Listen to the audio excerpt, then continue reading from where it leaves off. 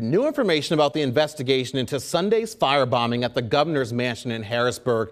The PA State Police now saying a third-party expert will conduct an independent security review to figure out how someone was able to breach the mansion. Governor Josh Shapiro appearing publicly for the first time since that attack. Our Dennis Owens is live in Hershey with the latest. Good afternoon, Dennis.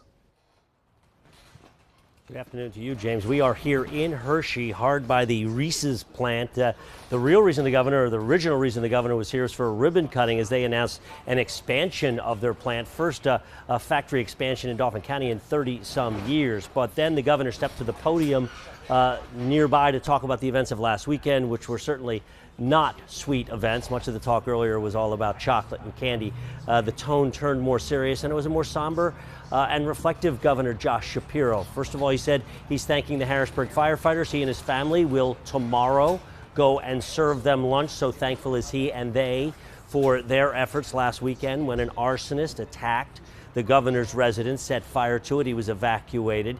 Again, he thanked everybody involved. He also said he will not be deterred, and he said this quite strongly. He will not be deterred. He will not be fearful. He will not be looking over his shoulder. He is going to do his job. He has every confidence that the Pennsylvania State Police will keep him and his family safe, though conceding mistakes were probably made. He says he supports the idea of a third-party investigation into exactly what happened last Sunday morning in the early hours. How was someone able to scale a fence with bottles with gasoline in them, break one window, throw a bomb in, break another window, get in, throw two more, set fire, get out, go over the fence, and not be caught? Clearly, there was some breakdowns. He said the state police, he's confident in them, the state police will be stronger as a result and after that third-party investigation. As for the suspect and whether or not there were hate crimes involved, he would not touch that at all. He wouldn't talk about the suspect. He says he really hasn't thought about that much. And he also said, as far as that hate crime charge, he said that's up to District Attorney Fran Chardo. He's known Fran for 20 years,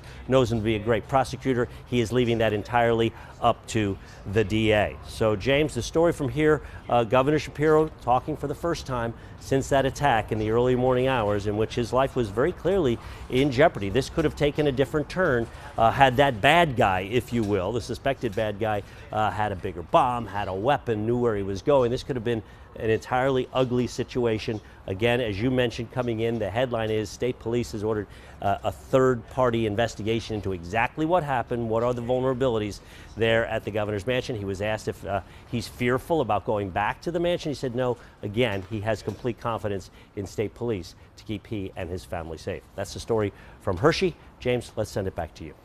Dennis, we were listening to a little bit of the governor's question and answer period that he had there. And as you said, he did seem to take a bit more of a reflective tone. Did he talk about maybe being shaken up at all since this attack on his life? Well, I think it is very clear that he was shaken up, and I think mostly shaken up because of the thought of what could have happened to his family. And again, the house was full of friends as well who were there for a very festive situation. It was a Seder for Passover. And I think when he reflected on the fact that this could have gone much worse, and if you remember on Sunday at the press conference right after this happened, he got very choked up about it. So I think this has really made an impact, as it would on anybody, but I think it has clearly made an impact on the governor. I asked him, if you remember in our reporting yesterday, the Harrisburg Fire Chief, Brian Enderlein, said that he hopes his encounter with Governor Shapiro will make Governor Shapiro more appreciative of what fire folks do, men and women do across the state every day. I asked Governor Shapiro about that, and he said, I have always respected the job that firefighters do, not just when we're helping me, but what they do each and every day. And he actually has record more money for fire services in the upcoming budget. Be interesting to see if the events of last week at the governor's residence help push that across the finish line. James? Absolutely. Still a lot of questions that need to be answered. All right, Dennis Owens live for us in Hershey. Thank you so much for that report this afternoon.